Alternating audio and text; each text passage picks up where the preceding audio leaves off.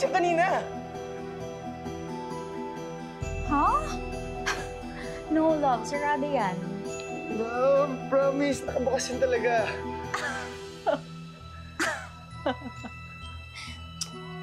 Love?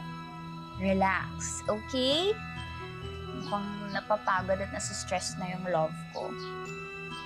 What do you say we take a break? From cleaning, let's explore the place. Wanna go to the beach?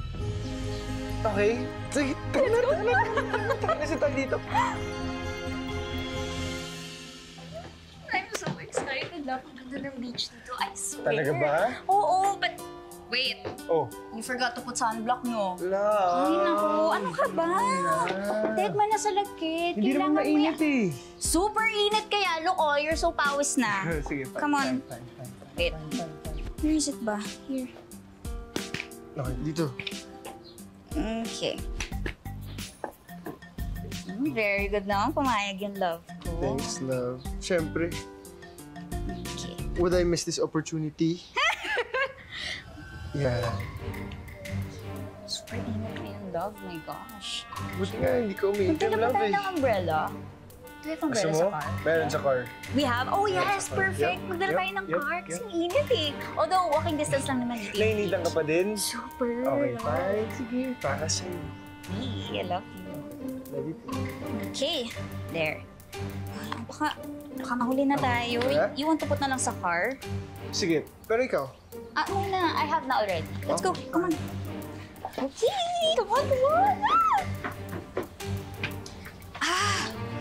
Oh, gosh.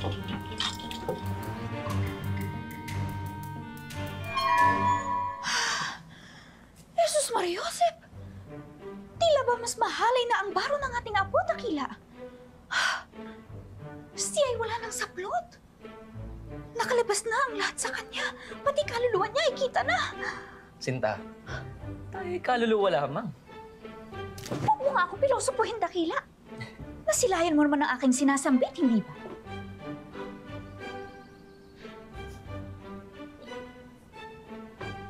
Aba, nakuha mo pang tumawa. Lahat ba ito'y biro lamang para sa'yo? Sinta, sapagkat kanina pa naghihimagsik ang iyong damdamin, para kang isang katipunera sa tapang. Samantalang ako na may nagagalak sa kanilang lambingan. Ngungulila ako sa iyo, aking Sinta. Ayan. Sa wakas, nakita ko na rin ang tamis ng iyong mga ngiti na namumutawi sa iyong mga labi. Oh, giliw ko. Sa Sinta, hindi ka rin ba nagagalak na may mga kasama na tayo muli dito? Napakatagal na rin walang panauhin dumadalaw sa atin. Nagagalak rin naman ako. Ngunit hindi ko pa rin maatip ang kanilang inaasal. Hayaan mo na, Sinta. Hindi na, mabait naman sila.